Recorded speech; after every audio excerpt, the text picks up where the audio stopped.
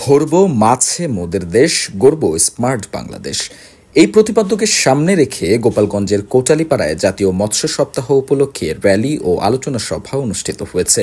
বুধবার সকাল 10টায় উপজেলা প্রশাসন ও সিনিয়র উপজেলা মৎস্য কর্মকর্তার কার্যালয়ের আয়োজনে একটি বর্ণাঢ্য র্যালি বের হয়ে শহরের প্রধান প্রধান সড়ক প্রদক্ষিণ করে কোটালীপাড়া উপজেলা পরিষদের লাল শাপলা হলরুমে আলোচনা সভায় মিলিত হয়।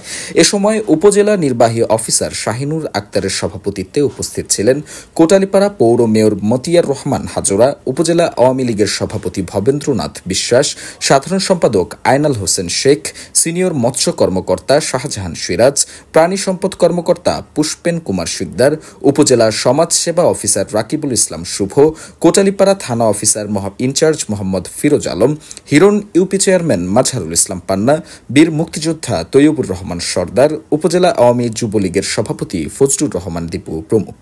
তথ্য ও ভিডিও চিত্রে বিস্তারিত জানাচ্ছিলাম আমি দীপু নূর। রূপান্তর সংবাদ নিউজ ডেস্ক।